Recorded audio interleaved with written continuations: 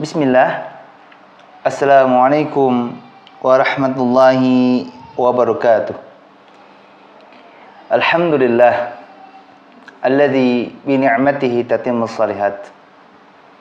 Allahumma shalli wa sallim ala Muhammadin wa ala alihi wa ashabihi ajma'in wa man tabi'ahum bi ihsanin ila yaumiddin wa ba'du. Pemirsa Akhyar TV dimanapun berada, semoga Allah selalu berikan taufiknya untuk bisa istiqomah menuntut ilmu, mengamalkannya dan mendakwahkannya. Di pertemuan saat ini, insyaallah kita akan membahas kitab Aqidatu Ahli Sunnati wal Jamaah.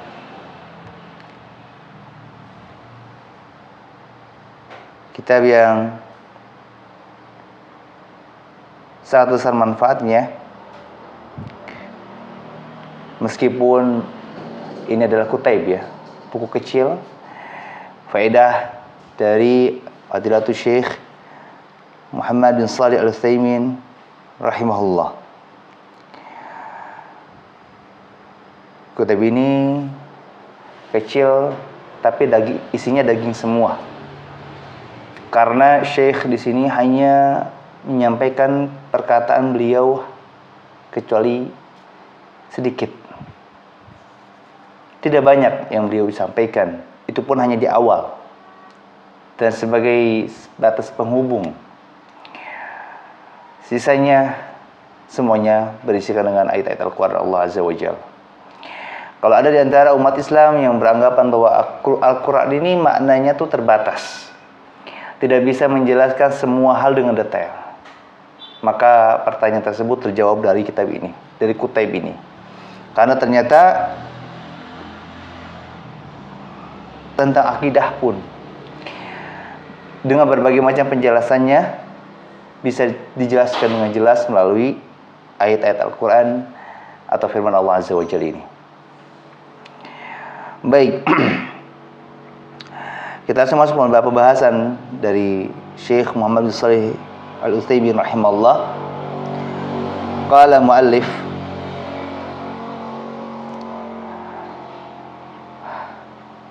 beliau menyatakan aqidatuna. Beliau ingin menjelaskan tentang akidahnya kita. Kita di sini adalah mencakup umat Islam. Yakni pertama, iman kepada Allah. Yang kedua, iman kepada para malaikat. Lalu yang ketiga, iman kepada kitab-kitab. Semua kitab yang diturunkan oleh Allah Azza wa Jalla. Yang keempat, iman kepada Rasul-Rasul Allah. Yang kelima, iman kepada hari kiamat atau hari akhirat. Yang keenam, iman kepada qadar yang baik dan yang buruk. Ini yang disebut dengan rukun iman. Karena dulu saya pernah di masa-masa pendidikan SMA kalau tidak salah, saya baru paham, oh ternyata hadis tentang rukun iman ini adalah landasan dari rukun iman yang sering kita sebutkan. Seolah-olah kita beranggapan rukun Islam, rukun iman ini berdasarkan ucapan manusia semata.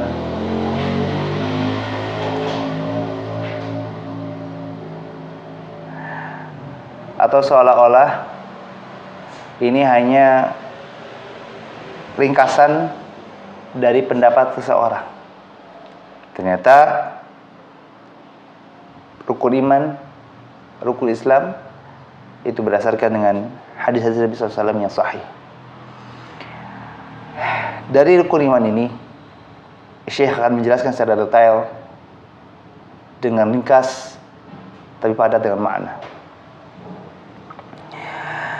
Dan langsung pada pembahasan iman yang pertama tentang iman kepada Allah.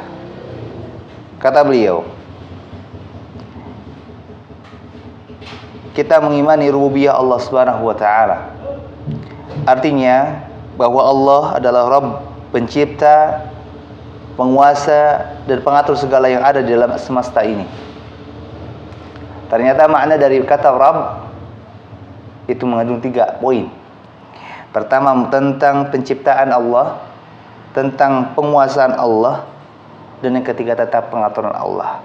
Dan di sini pun saya ingin menyampaikan bahwa sebaiknya bagi kita yang mungkin sering menerjemahkan Al-Quran atau sedang belajar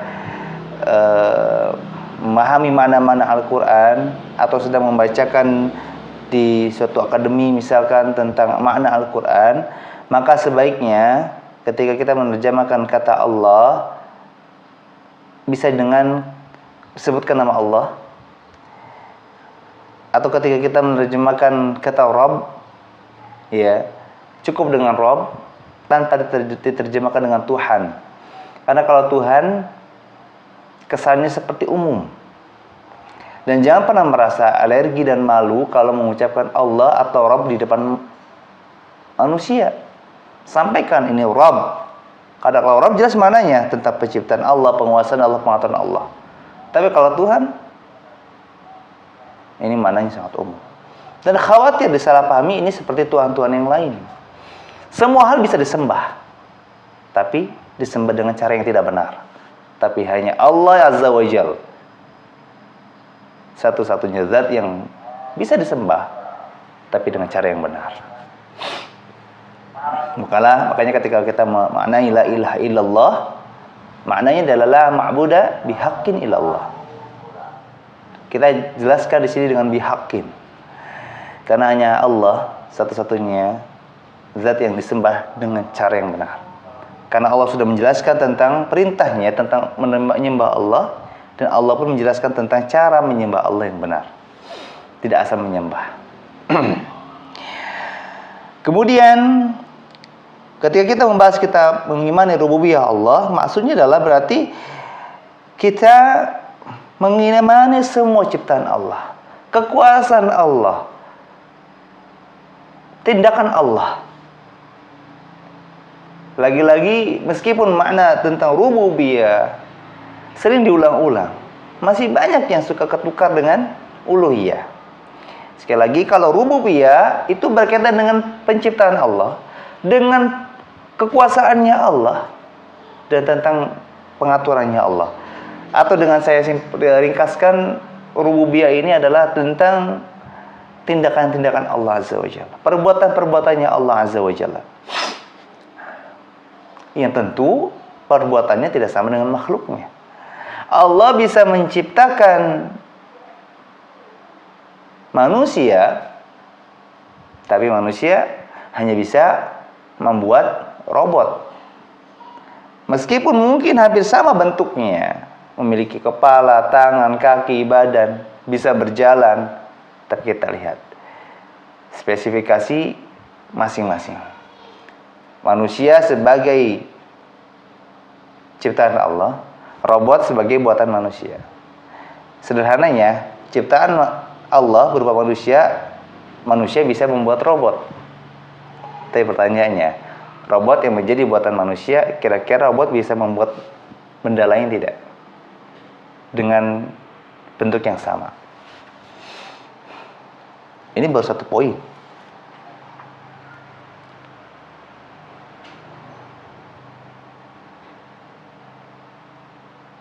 Allah menciptakan manusia bisa beraktivitas selama 1 hari 24 jam dengan beragam aktivitasnya. Tapi kalau robot, apakah bisa 24 jam beraktivitas dengan aktivitas yang beragam, keluar, bekerja, atau mungkin bertani, berdagang, kemudian sholat, makan, minum. Manusia, ciptaan Allah ini bisa istirahat untuk memulihkan energinya cukup 15 menit. Kalau robot tidak cukup, harus berjam-jam, layaknya teknologi HP, mobil yang sekarang di-charge. Tidak akan sama. penciptaan Allah dengan buatan manusia. Maka itu bahasan ciptaan. Karena kalau ciptaan itu membuat sesuatu yang tanpa adanya pendukung lainnya, tidak membutuhkan komponen lainnya. Tapi kalau membuat adalah mewujudkan sesuatu tapi membutuhkan komponen-komponen lainnya. Orang membuat robot, manusia membuat robot, butuh kabel, butuh mesin, butuh ini, butuh itu. Siapa yang membuatnya? Manusia juga.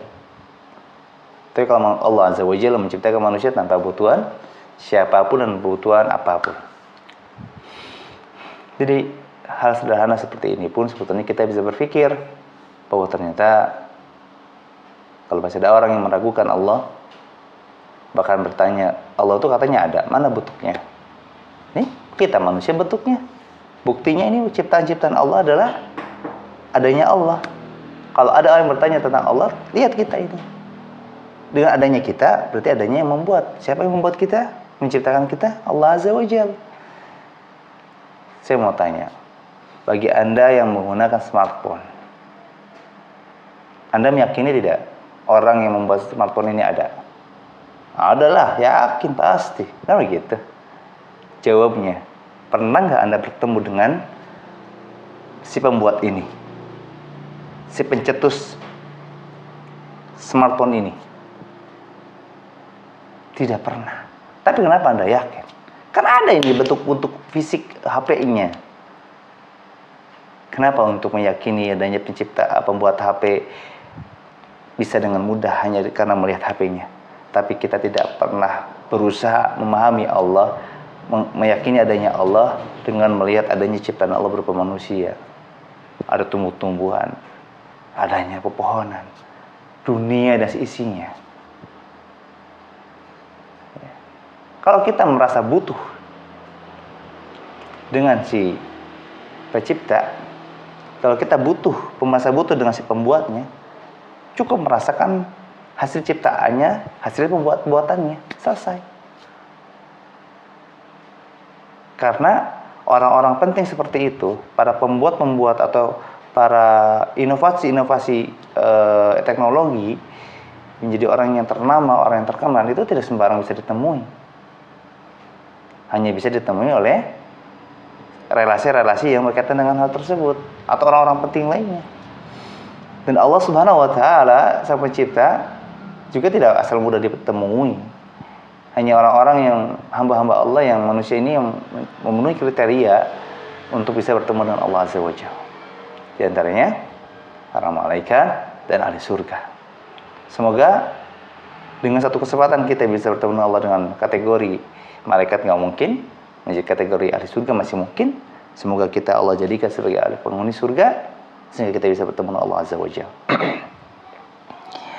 Kemudian selanjutnya tentang mengimani uluhiyah Allah Subhanahu wa taala. Artinya Allah adalah ilah. Ilah adalah sesembahan, sosok yang disembah, yang hak. Sekali lagi, yang hak dengan cara yang benar. Sedangkan segala sesembahan selain Allah adalah batil, disembah dengan cara yang salah, dengan aturan yang tidak beraturan. Kalau uluhiyah berarti berkaitan dengan sosok Allah Azza wa Jalla, keesaan Allah Azza wa Jalla. Efek dari ciptaan adalah keesaan. Tidak, Allah bisa menciptakan sesuatu tanpa adanya bantuan siapapun dan bantuan apapun. Kenapa Allah bisa begitu? Karena Allah Maha Kuasa. Allah Maha Esa. Kita meyakini Allah Subhanahu wa taala adalah sebagai Rabb kita dari segi rububiyah, karena kita sudah melihat di antara ciptaan-ciptaan Allah yang sangat beragam dan sangat indah. Kita mengimani Allah Azza wa Jalla dari segi uluhiyahnya karena Allah mampu melakukan segala-galanya. Allah ini satu-satunya zat yang kita sembah, tapi kita tidak rugi. Kan kalau kita menyembah patung, kita rugi. Orang patung didorong aja dia tidak bisa bangun sendiri. Apalagi kita yang sedang robohnya kita bisa bangun, tapi robohnya patung yang disembah oleh manusia tidak bisa bangun. Kan rugilah. Masa kita minta tolong kepada sosok yang dia juga nggak bisa menolong diri dia sendiri, gitu loh.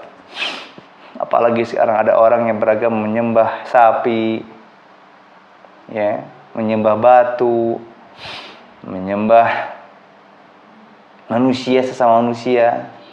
Waliyadzubillah. Sekali lagi, hanya Allah yang berhak disembah dengan benar, dengan ilmu, bukan dengan hawa nafsu.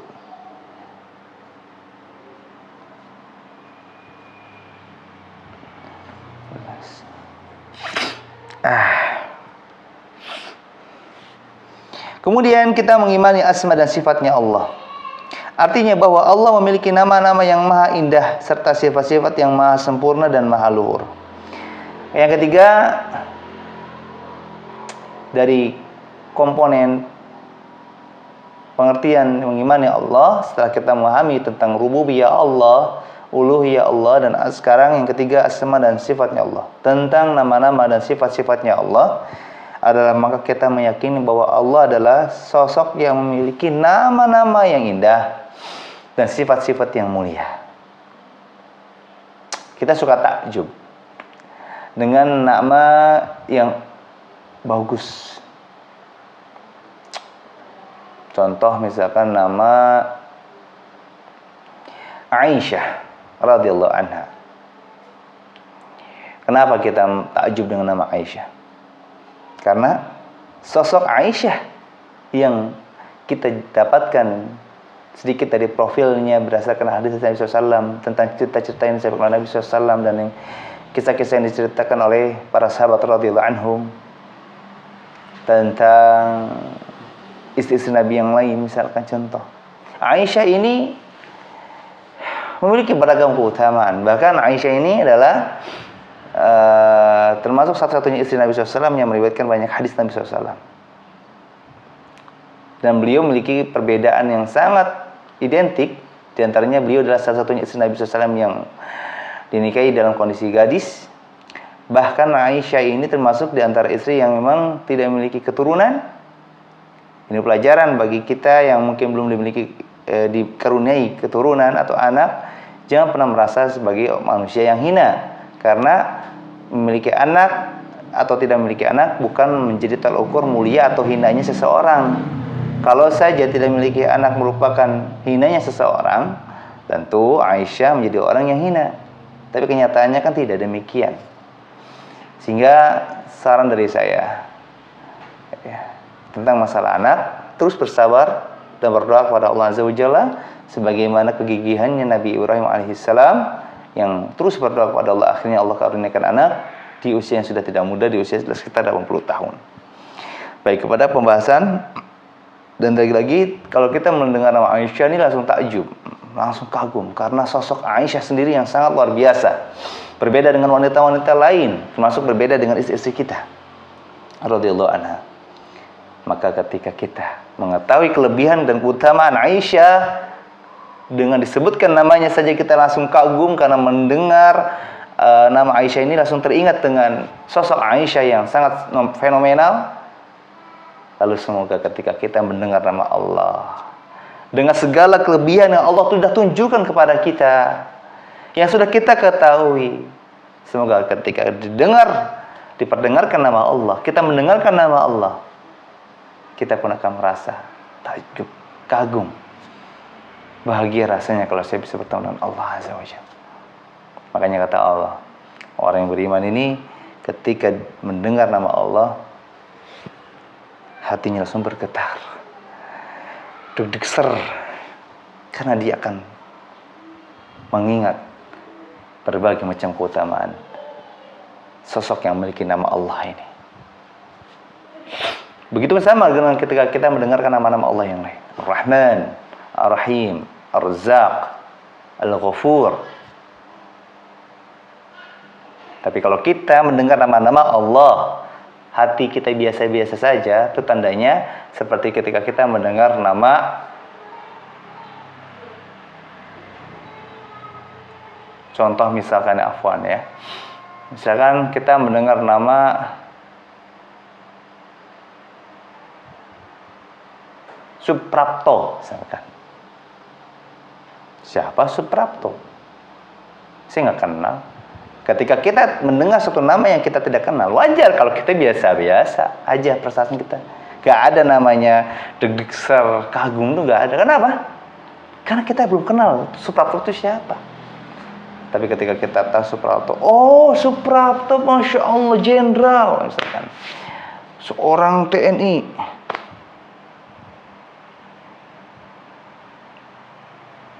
Kita kan mengubah mindset kita yang tadinya biasa-biasa saja menjadi takjub, kagum, segan. Kalau kita masih biasa-biasa saja mendengar nama Allah, saya kasih tahu, Allah itu yang menciptakan kita, Allah yang berikan rezeki kepada kita, Allah yang tolong kita ketika kita kesusahan, Allah yang tolong kita ketika kita kena musibah, Allah yang berikan kesehatan kepada kita ketika kita sakit, Allah yang kasih kita solusi ketika kita punya masalah. Itu Allah tuh. Sebab-sebab yang kita dapatkan itu hanya perantara yang Allah jadikan sebagai wasilah. Allah karuniakan pertolongannya untuk kita. La haula wala quwwata illa billah. Dan kata beliau, kita mengimani keesaan Allah dalam hal itu semua. Rububiyah, uluhiyah, dan asma wa sifat. Artinya ketika kita mengimani itu semua, maksudnya adalah bahwa Allah tidak ada sesuatu pun yang menjadi sekutu baginya. Dalam rububiyahnya, uluhiyahnya, ataupun dalam asma dan sifatnya.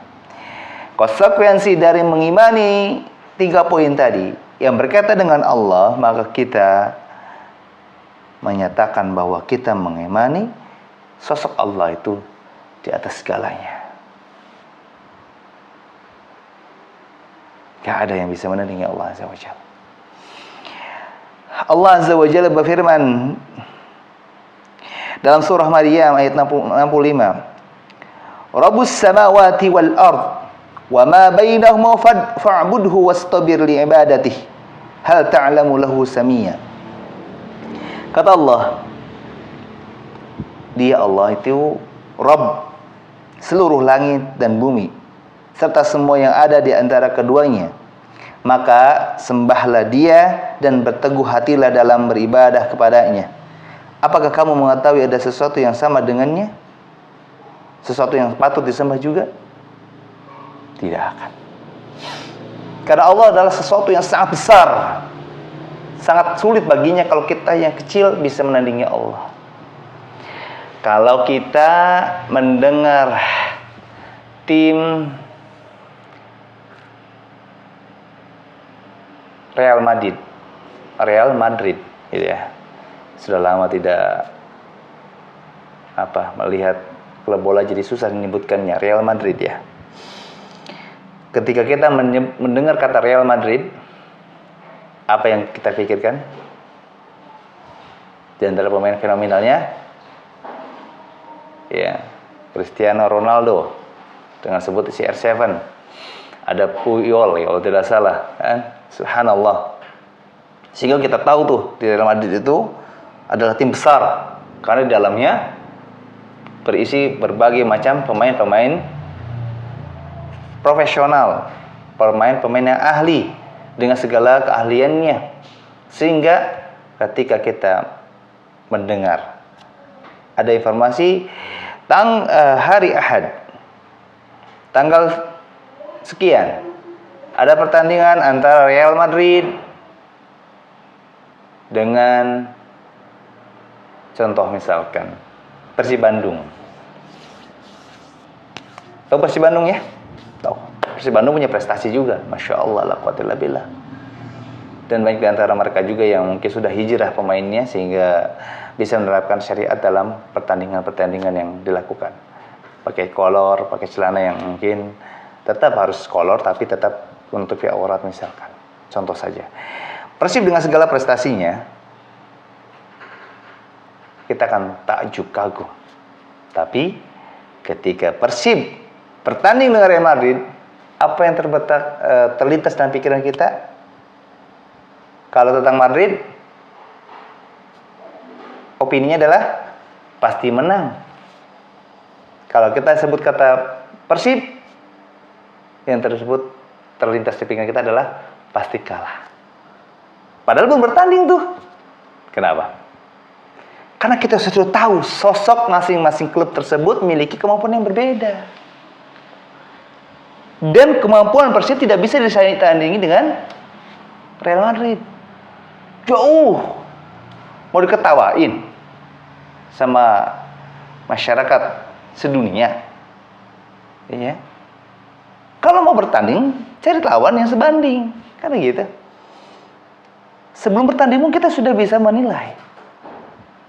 Sosok yang besar tidak mungkin bisa disaingi, apalagi mungkin diungguli oleh sosok yang lebih kecil. Ngimbangin aja kan udah bersyukur, alhamdulillah tuh Persib bisa ngimbangin skor Real Madrid. Tapi kan nggak mungkin. Stamina sudah berbeda, strategi sudah berbeda, jam terbang sudah berbeda. Mau dilihat dari sudut manapun pasti Persib kalah.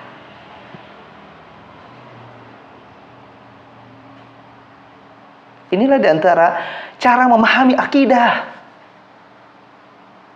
Ketika kita bisa memahami yang logis untuk hal-hal receh, hal-hal yang membuat kita harus berpikir keras, kenapa nggak bisa kita gunakan pikiran logis ini untuk memahami Allah Azza wa Jalla? Meskipun metode ini tidak mutlak, tapi selama memungkinkan, insya Allah tidak masalah kita gunakan pola pikir seperti ini.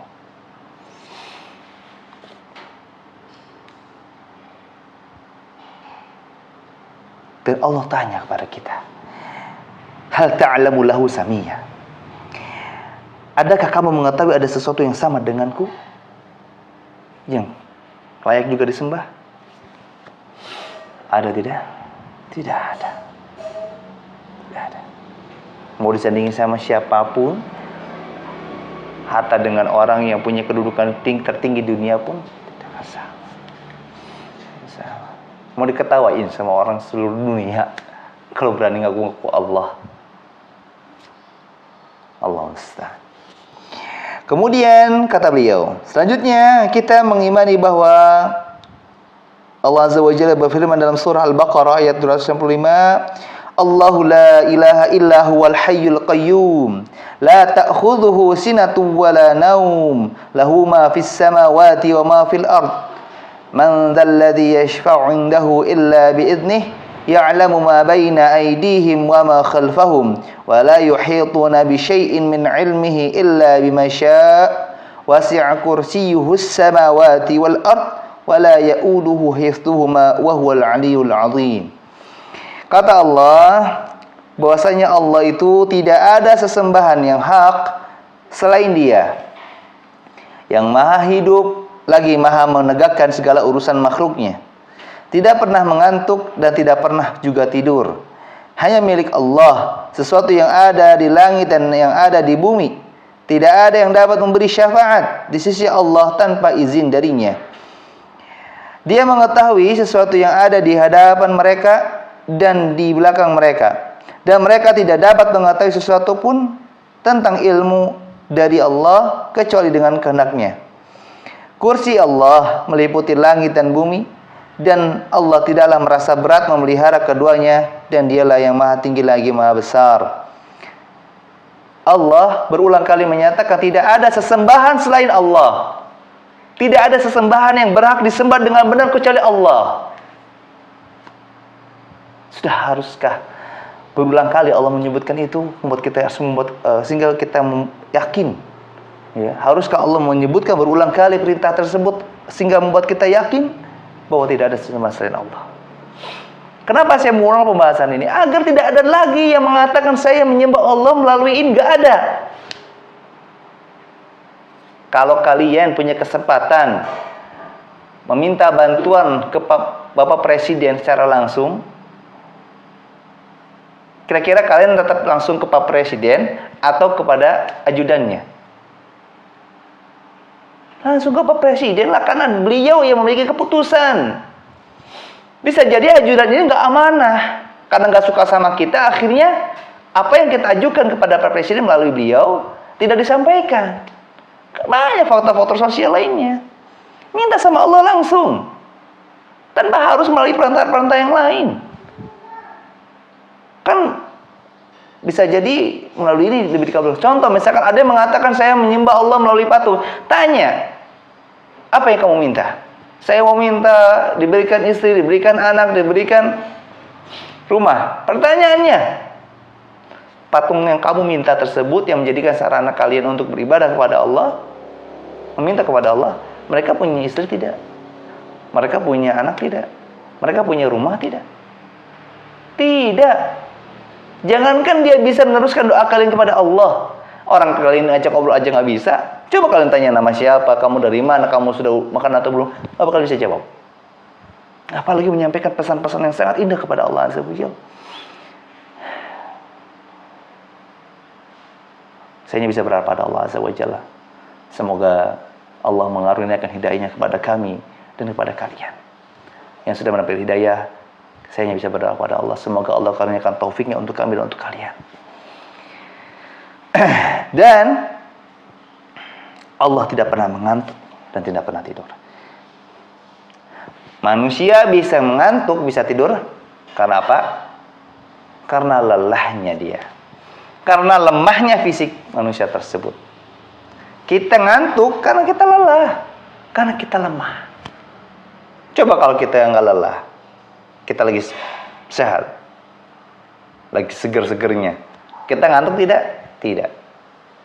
Berarti ketika kita mengantuk, kita tidur, tandanya kita sedang lelah. Tapi Allah tidak pernah lelah, tidak pernah mengantuk, apalagi tidur. Rasa lelah, rasa ngantuk menunjukkan cacatnya sosok tersebut. Maka dengan Allah mensifati dia tidak pernah tidur, tidak pernah ngantuk, berarti Allah terjauhkan dari cacat seperti kita. Dan Allah terhindar dari sifat-sifat kekurangan seperti kita. Tanda lemahnya kita sering merasa ngantuk. Karena buktinya kalau kita segar kan kita ngantuk. Kalau kita lelah baru kita ngantuk, kan begitu. Berkendara kalau lagi segar mau melek. Tapi kalau lelah sudah lelah mulai ngantuk. Makanya sering terjadi kecelakaan disebabkan karena mengantuk. Karena lelah, karena lemahnya sosok tersebut. Tapi bagi Allah tidak. Allah tidak ngantuk, Allah tidak lelah.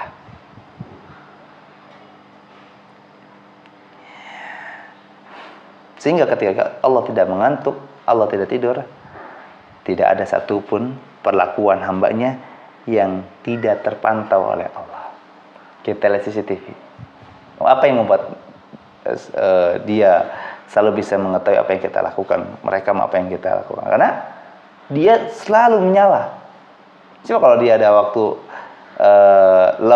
waktu lelahnya, lalu dia mungkin diatur oleh kita tidur, misalkan rehat 10 jam, lewat 2 jam untuk recharger misalkan. Pasti 2 jam ini ada yang luput dari pantauannya, kan begitu? Tapi Allah tidak. Allah lebih sigap daripada CCTV. CCTV bisa dikelabui, seperti kasus yang sedang terjadi. Terekam tapi dimanipulasi, dicabut, diambil memorinya, gitu. Tapi penglihatan Allah tidak bisa seperti itu. Sudah merekam. Yang kedua, ada konsekuensi dari perbuatan yang diketahui oleh Allah Azza wa Jalla tersebut.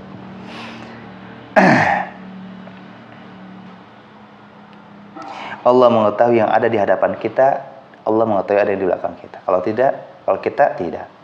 Yang di depan kita tahu, tapi yang di balik tembok yang kita lihat kita tidak tahu. Pandangan kita terbatas. Kita mungkin kalau di lapangan terbuka bisa melihat cukup jauh, dengan konsekuensi tidak jelas.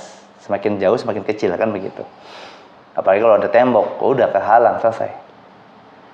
Tapi kita bahkan tidak bisa melihat sesuatu yang ada di belakang kita, meskipun cuma jarak 50 cm misalkan.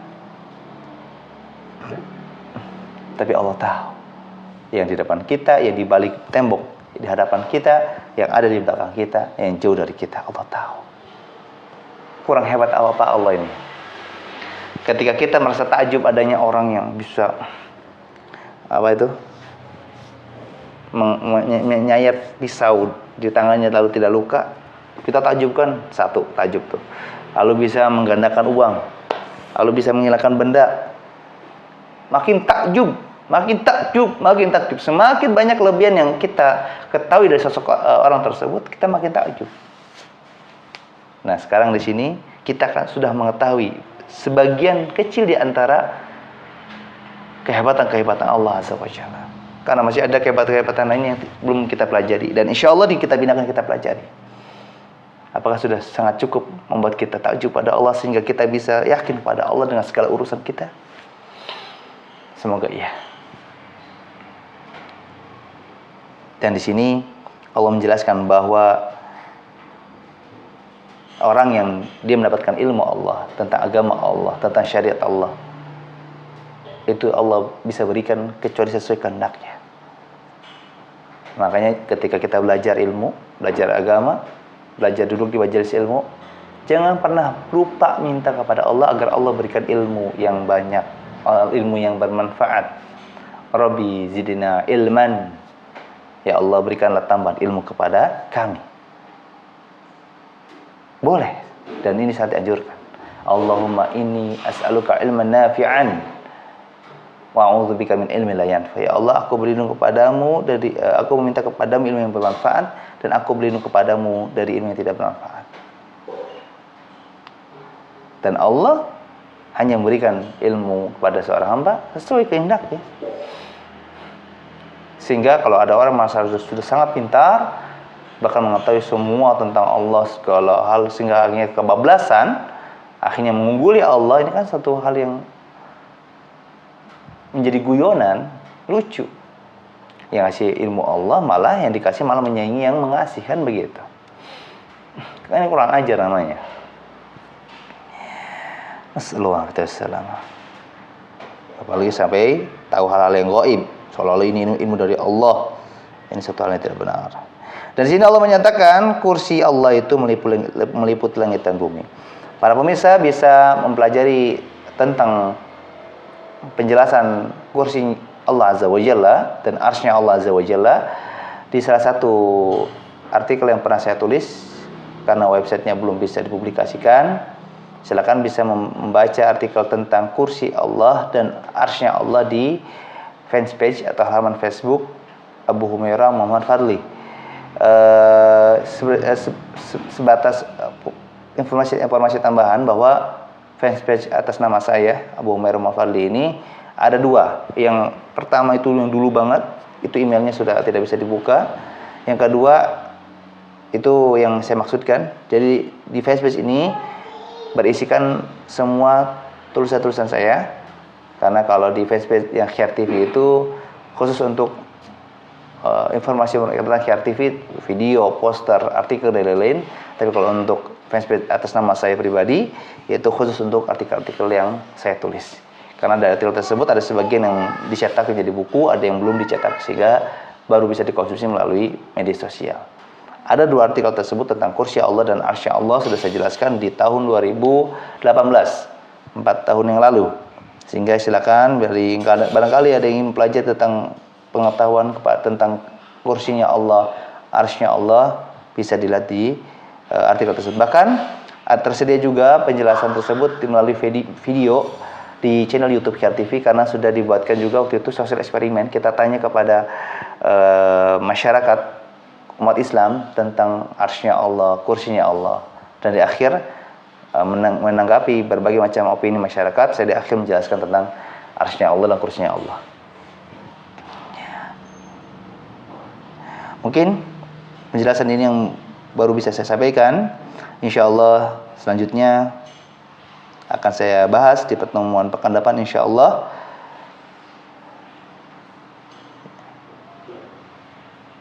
Selanjutnya kita akan membahas tentang surah Al-Hasyr ayat 22 hingga 24, dan kita akan membahas tentang lebih detail uluhiyah Allah dan asma wa sifatnya Allah. Semoga Allah Azza wa Jalla menyelamatkan diri kita dan keluarga kita dari akidah yang sesat, pola ibadah yang salah, dan semoga Allah Azza wa Jalla mengokohkan iman kita dalam kondisi kita sedih, senang, susah, mudah, kaya, miskin, sehat dan sakit. Karena terkadang seorang mudah luntur imannya hanya kondisi-kondisi yang semisal itu. Subhanakallahumma bihamdika asyhadu an la ilaha illa anta astaghfiruka wa atubu ilaik. Assalamualaikum warahmatullahi wabarakatuh.